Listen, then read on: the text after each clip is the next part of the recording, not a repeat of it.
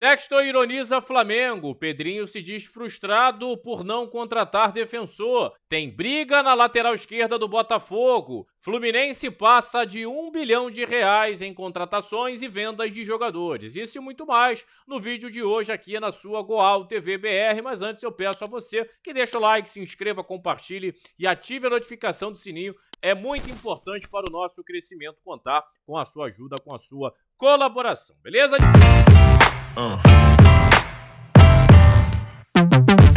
Vamos falar um pouquinho, né? Vamos começar aí com o Clube de Regatas do Flamengo. O Textor ironiza a camisa do Flamengo nas redes sociais e fala também sobre essa questão do fair play financeiro que foi levantado pelo Landim, por alguns dirigentes do Flamengo, sobre essas contratações do Botafogo que já passaram mais de R$ 200 milhões nessa temporada, né? E aí o John Textor deu uma ironizada nas redes sociais, principalmente em cima dos valores cobrados pela camisa do Flamengo. Vamos aí abrir aspas, né, para o John Textor nas redes sociais. Foto antiga, novo significado. Camisa do Flamengo, R$ 349. Calça do Flamengo, R$ 229. Boné azul com logo de presente do gringo, R$ 0. Fair play financeiro do Botafogo, escreveu aí o John Textor, né? O John Textor que, de certa maneira, dando uma alfinetada nos dirigentes do Flamengo, né? Sobre essa questão, né, de alguns dirigentes do Flamengo e de outros clubes levantarem, né? O assunto, né? Vamos dizer aí o questionamento pela implementação do fair play financeiro, muito por conta dessas contratações feitas pelo John Textor para o seu clube, o Botafogo, né? Enfim, então é um John Textor aí dando uma ironizada, né? Tirando um pouco de sarro com os dirigentes do Flamengo, né? E seguindo do rubro-negro carioca, vamos falar um pouquinho também sobre essa questão do Plata, né? O Plata que, de certa maneira, planeja a sua estreia com a camisa do Flamengo no próximo fim de semana diante do Vasco, no dia 15 às 18h30 no Maracanã, confronto esse pelo Campeonato Brasileiro, né? Tem o confronto de meio de semana pela Copa do Brasil, mas o Plata só pode jogar na Copa do Brasil se o Flamengo passar pelo Bahia, na semifinal, né? Tanto ele como o próprio Alexandre e o próprio Alcaraz. Então, um Plata aí que projeta, né, a sua estreia ou ficar à disposição do Tite para o confronto diante do Vasco no domingo, dia 15, às 18h30, no Maracanã, né? E o Plata segue o seu treinamento com o elenco do Flamengo, que inicia essa preparação para esses dois confrontos diante do Bahia, né, no meio de semana, na quinta-feira, às 21h45, no Maracanã, pela Copa do Brasil, e fecha essa semana no domingo diante do Vasco, né? Então vai aí a programação do Flamengo. Treino segunda-feira, no caso hoje, pela manhã. Amanhã, terça-feira, dia 10, treino à tarde. Quarta, dia 11, treino à tarde. E na quinta-feira, o confronto diante do Bahia às 21h45 no Maracanã pela Copa do Brasil. Na sexta-feira, o treino é à tarde. Sábado, treina de manhã e domingo jogo diante do Vasco às 18h30. Essa é a programação do rubro-negro carioca para essa semana, né? Saindo um pouquinho do Flamengo, agora desembarcando no Botafogo, né? Tem briga aí pela titularidade na lateral esquerda, até porque o Alex Telles chegou. O Alex Telles, que estava no Al Nassr, time do Cristiano Ronaldo, né? Chega aí para ser mais uma opção do Botafogo, para o treinador Arthur Jorge, na lateral esquerda, mas já tem o Cuiabano. Cuiabano que veio muito bem do Grêmio, jogador que chegou e tomou conta da posição. Cuiabano que no Campeonato Brasileiro tem 19 partidas e marcou 4 gols, né? Então, além de defender muito bem, que é o beabá ali do lateral, defender bem e subir na boa, é um cara que trouxe uma qualidade defensiva, né? Uma sustentação muito grande para esse setor, e quando vai ao ataque, conseguem também entregar muita ofensividade, né? Já tem gols, tem assistências, enfim. Então, é um jogador que tem muita qualidade e eu, de fato, né, caiu aí como uma luva para esse Arthur Jorge, né? Mas tem aí agora uma briga muito boa. Tem o Alex Telles, passagem por Porto, Manchester United, estava atualmente na Liga Saudita no time do Cristiano Ronaldo, né? O Al Nassr, enfim. Então, o Alex Telles aí que chega para brigar, né, pela titularidade, tem bola para isso, é muito bom lateral. Quem ganha com isso é o Botafogo, é o próprio Arthur Jorge, que ganha muito mais opções, material humano de qualidade, né? E seguindo no Botafogo, já projetando, né, o confronto do Botafogo pela Libertadores diante do São Paulo, o torcedor já tá correndo, né, para comprar os seus ingressos, né? Já são mais de 25 mil ingressos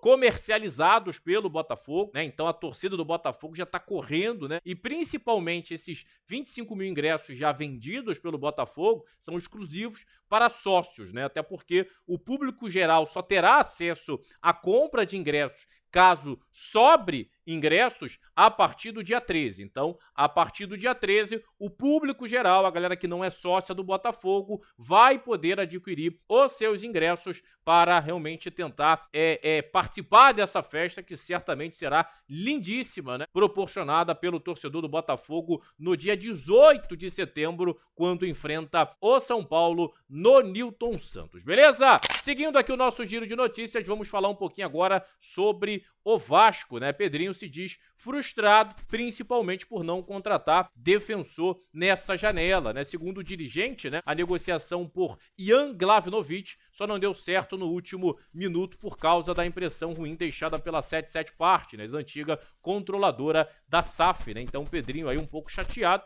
por não ter conseguido, né, fazer essa contratação do defensor, até porque é uma necessidade que o próprio Pedrinho, juntamente com o Rafael Paiva, detectaram nesse elenco do Vasco da Gama. Vamos abrir aspas aí para o Pedrinho, falando um pouco até sobre essa dificuldade, né, financeira que o Vasco vem passando no momento, até por conta dessa parceria com a SAF, né? É difícil a torcida entender a questão financeira, a gente tem que ter responsabilidade. Perdemos um jogador importante, que é o Adson. Tivemos que fazer um movimento rápido com o Maxime para recompor um setor que a gente percebe que tem necessidade. Muitos defensores que nós conversamos optaram por não vir para o Vasco e só vai vir quem quer jogar no Vasco, afirmou o Pedrinho, falando um pouco até mesmo sobre essa questão do Ian, né, que não quis vir por conta aí da imagem ruim deixada pela 77 Partners, né? Seguindo, né, o nosso giro de notícias e permanecendo no Vasco, até mesmo com essa escassez de defensores, o Léo, que é um jogador muito criticado, já foi capitão do Vasco, hoje não é mais, né, braçadeira essa que é envergada pelo Vegetti, né, e muito bem envergada pelo argentino Vegetti, o Léo volta aí, tem tudo para ser um titular nos próximos dois confrontos do Vasco da Gama, diante do Atlético Paranaense pela Copa do Brasil, jogo esse na Liga Arena, e diante do Flamengo no fim de semana, clássico no Maracanã às 18h30. Então, o Léo, até mesmo com a ausência aí do João Vitor, passa a ser uma opção real para voltar a ser titular dessa zaga do Vasco da Gama, né? E até o Pedrinho falou um pouco sobre essa questão do Léo, né? A confiança, é um jogador internamente muito bem visto pelos companheiros e os dirigentes, é um jogador que coloca a cara para bater, mesmo sofrendo muitas críticas, né, do torcedor, é um Léo que está sempre ali, está sempre se colocando à disposição e tem grandes chances aí de ser titular nesses dois confrontos que o Vasco terá durante essa semana, diante do Atlético Paranaense pela Copa do Brasil e o Flamengo no fim de semana pelo Campeonato Brasileiro. E seguindo também o nosso giro de notícias, vamos falar agora sobre o Fluminense, né? Fluminense que arrecadou aí mais de R$1 bilhão, né, desde 2015, entre vendas e contratações de jogadores, né? Um estudo, né, do Observatório do Futebol aponta clube entre os maiores saldos em transferências no período, com mais de R$1 bilhão. O Fluminense aí, de certa maneira, figurando, né, entre os maiores clubes, né? O cálculo do relatório do Observatório do Futebol é baseado na diferença entre o valor gasto em contratações e tudo que foi arrecadado em vendas de atletas, ou seja, os clubes que conseguiram ter superávit em compras e vendas no período, né? Clube com maiores, né, com melhores saldos em contratações da última década. Em primeiro está o Benfica, né, com mais de R$5 bilhões, e aí vem o Fluminense, que ocupa a 20ª posição, com 185 milhões de euros, aí na casa de mais de R$1 bilhão. O Fluminense que sempre fabrica, né, muitos jogadores, acabou de vender aí o André para o Wolverhampton, uma grana muito alta, né, investida nessa venda, né, e aí o Fluminense vai dar um respiro, até porque o Fluminense, né, essa questão financeira acaba pegando um pouquinho, né, então acabou de vender o André para o Wolverhampton, uma grande venda, turbinando, né, ainda mais, né, os cofres aí do Fluminense, né, lembrando que Xerém de fato é uma fábrica, né? Um celeiro de grandes jogadores, como o Fluminense fabrica jogadores em Xerém. É impressionante. E com essa saída do André, acrescenta aí mais uma grande venda na conta do tricolor carioca, beleza? Eu vou ficando por aqui. Esse foi o Giro de Notícias pelo futebol carioca. Peço a você que deixe o like, se inscreva, compartilhe, ative a notificação do sino. É muito importante para o nosso crescimento. Até a próxima. Tamo junto. Saudações.